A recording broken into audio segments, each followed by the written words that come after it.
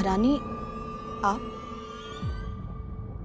व्रत तभी पूरा होता है जब व्रत करने वाला भोग की सामग्री अपने हाथों से बनाए।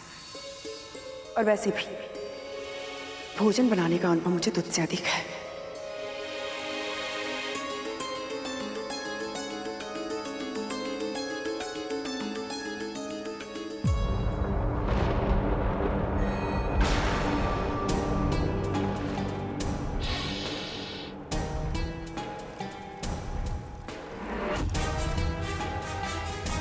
ऐसे घूरता रहेगा या कुछ कार्य भी करेगा? दूध का भगोना इधर लाकर रख।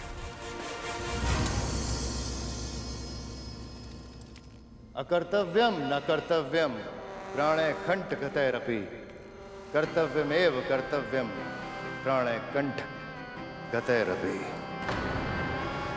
जो धर्म, नियम और मर्यादा के विरुद्ध हो वो कार्य कभी नहीं करना चाहिए, भले ही मृत्यु सामने क्यों ना खड़ी हो।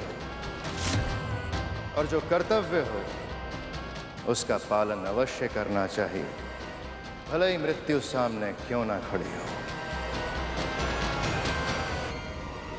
भले मेरे पुत्र, मैं तो केवल... क्षमा कीजिए मां, धर्म अनुसार प्रकृति के नियमों की रक्षा करना मेरा कर्तव्य है।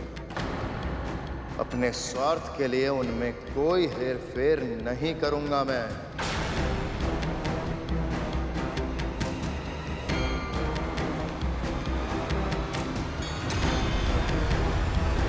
अगर बलि ने मेरी बात नहीं मानी और अगर सूर्य समय पर आ गया तो यमदूत कद्रु के पुत्रों के प्राण हरने में सफल नहीं हो पाएगा। मुझे कुछ भी करके सूर्य से बात करनी होगी और ये व्रत तुड़वाना पड़ेगा।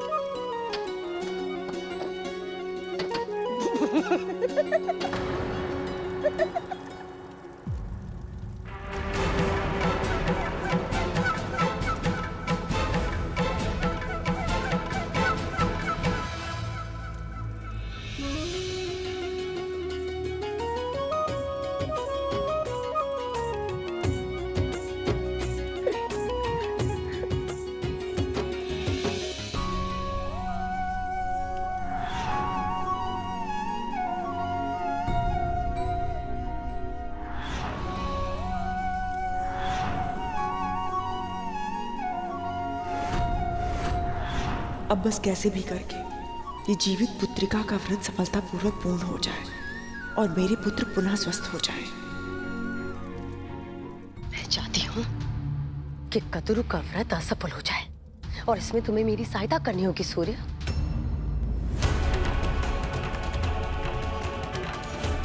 आपने पहले भी एक मां का तब व्रत तोड़ने का प्रयास किया था, तब गरुड़ के हाथों अपने अनेकों पुत्रों को खो दिया था।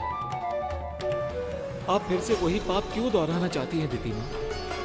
यदि गरुड़ के नाग भाइयों को कुछ हो गया तो उसके क्रोध और प्रतिशोध की भावना सारी सीमाएं तोड़ देगी। सूर्य, तुम मुझे भयभीत कर रहे हो? नहीं मैं तो सत्य का वर्णन कर रहा हूं। तो प्रकृति के नियमों से बंधा है, इसलिए अपनी लोक में रहने की सुविधा का लाभ उठा पा रहा है। पर मत भूल कि तुम्हारे बाकी देव भाई किस दशा में है। हम असुरों से हारने के बाद तुम्हारे देवेंद्र के साथ वन वन भटक रहे। स्मरण रख सूर्य, यदि मैं चाहूं ना तो इसी क्षण तुझे वहां भिजवा सकती हूँ। मेरा पुत्र बलि इतना शक्तिशाली है कि तुम्हारी उपस्थिति के बिना भी वो तुम्हारे सारा कार्य कर सकता है। इतना तो तुम्हें पता ही होगा। एक बार वो मुझे मना करके मेरा हृदय दुखा चुका है। दूसरी बार अगर मैंने इसे आदेश दिया तो वो मुझे मना नहीं कर पाएगा। सत्य कह रही हैं, बलि बहुत शक्तिशाली है। वो चाहे तो मुझे मेरे लोक से बाहर निकाल सकता है। दिति मां, मेरा विश्वास कीजिए, मैं आपकी अवज्ञा नहीं करना चाहता, पर समय के चक्र में व्यवधान उत्पन्न कर पाने में मैं असमर्थ हूं। मेरे लिए कोई और आज्ञा तो आप आदेश दीजिए, मैं सहर्ष स्वीकार कर लूंगा। अपने कंगन दो मुझे।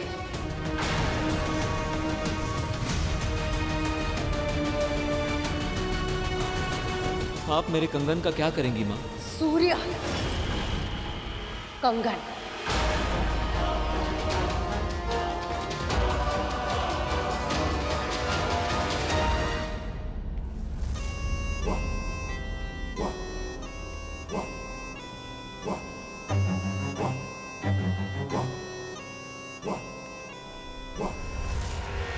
योग्य से शत्रुता और अयोग्य से मित्रता की मूर्खता की जाए तो यही दशा होती है मेरे भाइयों।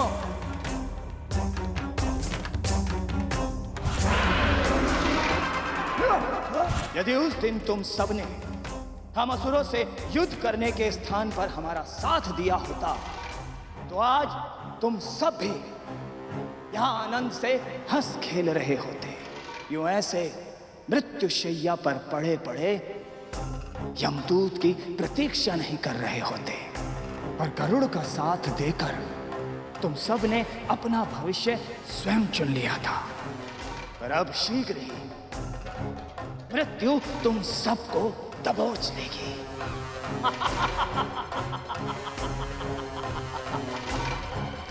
बस अब आप अपना चमत्कार दिखाइए मां। सारा भोग बन चुका है दीदी, अब बस हमें स्नान करना है। चलो रंता।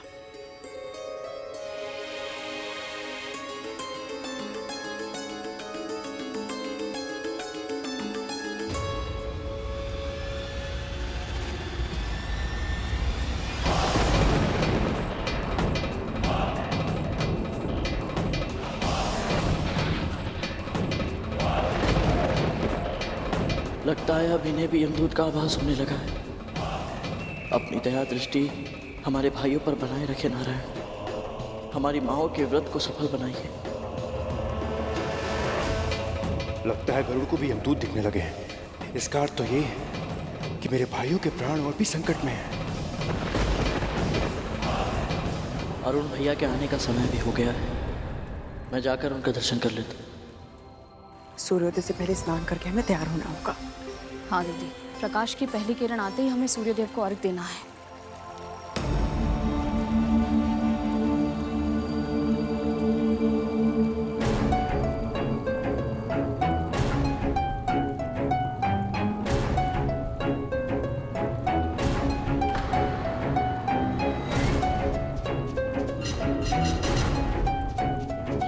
ये कैसे संभव है? मुझे तो लगा था कि भोर होने में अभी समय है।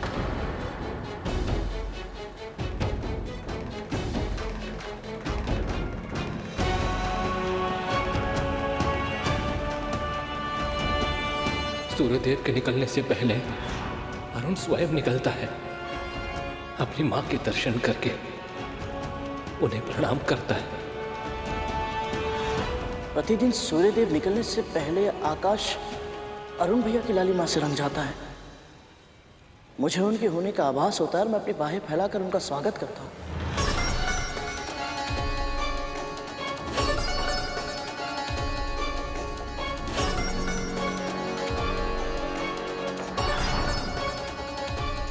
और आज ऐसा कुछ नहीं हुआ।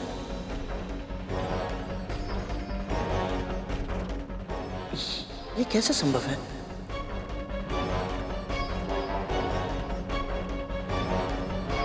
ये कैसे संभव है कि सूर्यदेव यात्रा पर निकले और अरुण भैया उनके साथ ना हो?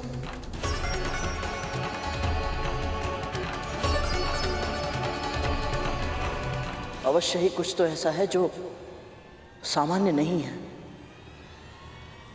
परंतु क्या?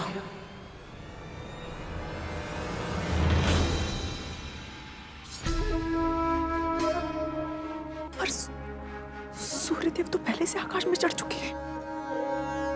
अर्थात अर्घ देने में देर हो गई तो कैसे कैसे मुझसे इतनी बड़ी भूल हो गई? अवश्य भोग बनाने में समय निकल गया होगा। मुझे पता ही नहीं चला कब। अर्थात मेरी व्रत विधिवत रूप से पूरा नहीं होगा विंदा। हाँ विंदा, मेरे पुत्रों का क्या होगा? इतनी बड़ी त्रुटि कैसे हो गई मुझसे?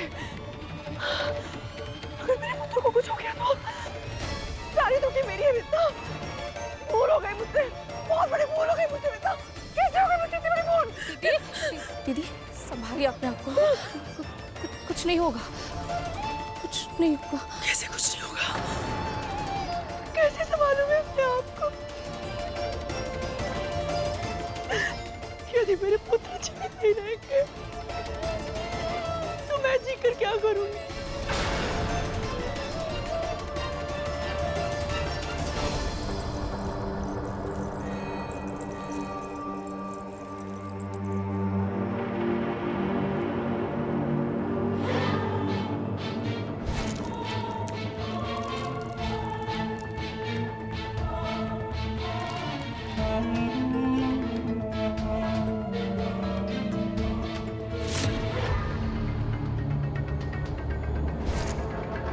सूर्य का कंगन भी इतना प्रकाशवान है कि इसको देखकर कोई भी भ्रमित हो सकता है कि सूर्य उदय हो चुका है। और आनंद की बात यह है कि मेरी इस चाल को कोई भी विफल नहीं कर सकता, कोई भी नहीं। यदि मेरे पुत्र जीवित नहीं रहेंगे तो मैं जीवित रह के क्या करूंगी? क्या कर रही है? क्या कर रही है? आपको क्या कर रही है आप? क्या कर रही है ये? संभालिए अपने आप को दीदी।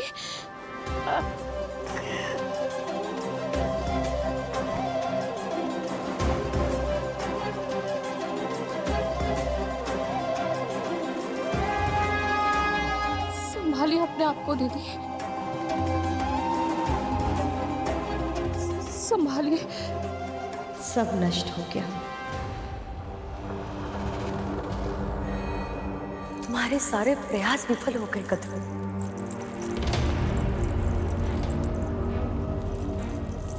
ये कैसे हो गया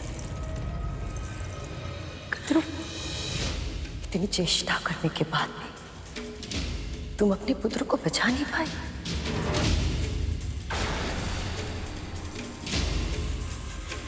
मैंने भी अपने पुत्र को है, परंतु युद्ध के मैदान में वीरता का प्रमाण देते देते वीरगति को प्राप्त हुए हैं वो।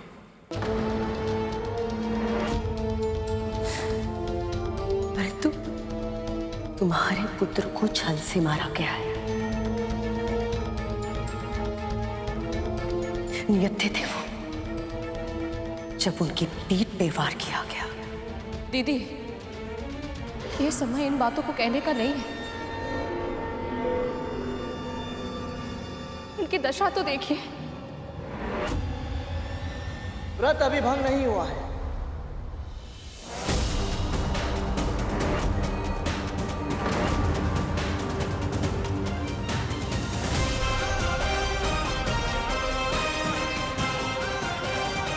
ये गरुड़ क्या कर रहा है?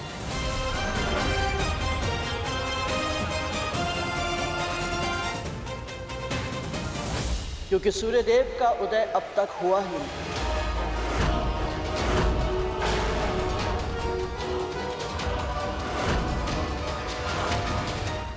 क्या कह रहा है तू?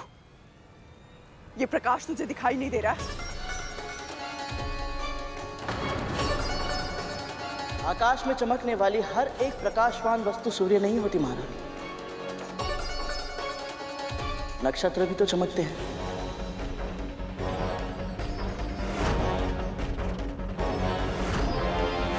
अश्विनी, रोहिणी, कृतिका, चित्रा। नक्षत्र के नाम मैं भी जानती हूँ। कहना क्या चाहता है तू? आपकी दशा समझता हूँ महारानी। आप विचलित हैं क्योंकि आपको ऐसा लग रहा है कहीं व्रत भंग तो नहीं हो गया। और सबसे अधिक विचलित तो महारानी दिति है। परंतु आप दोनों को चिंता करने की आवश्यकता नहीं, क्योंकि अभी तक सूर्योदय हुआ ही नहीं।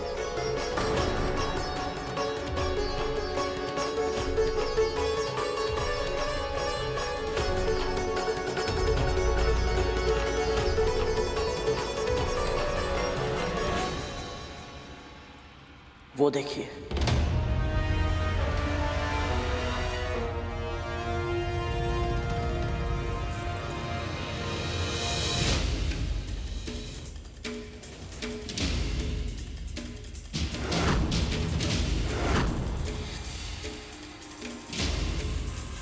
अरुण,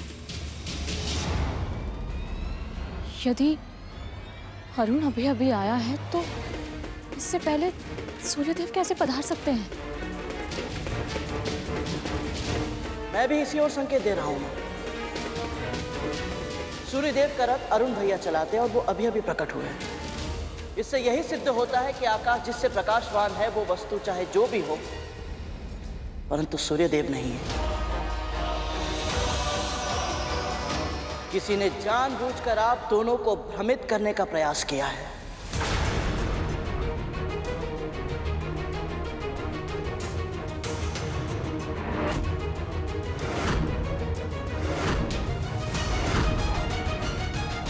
कदरू, मुझे लगता है कि देवता तुम्हारी परीक्षा ले रहे थे। अच्छा हुआ ना कि तुम्हारा व्रत भंग नहीं हुआ। अब तुम एक काम करो, सूर्य को अर्घ देने की तैयारी करो। सही कह रही है ये दीदी, हमें चलना चाहिए, स्नान भी करना है हमें। चलिए।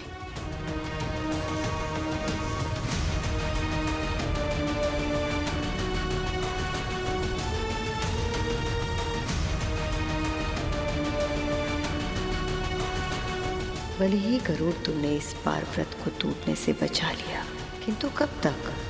अभी व्रत पूरा होने में समय है और आने वाले समय को कोई नहीं संभाल पाएगा।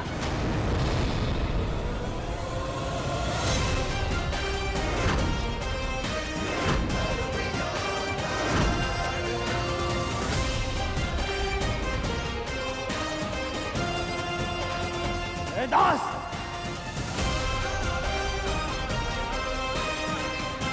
माँ का मार्ग रोकने का साहस भी कैसे किया तूने? मेरी माँ ने जो मुझे संस्कार सिखाए उसके विपरीत आचरण नहीं करना चाहता मैं। वो भी तब जब मेरा परिवार इतने बड़े संकट से जूझ रहा और मेरी माँ ने इतना महत्वपूर्ण व्रत रखा है, परंतु हम में से कोई भी प्रत्युत्तर नहीं दे रहा। इसका अर्थ ये नहीं समझना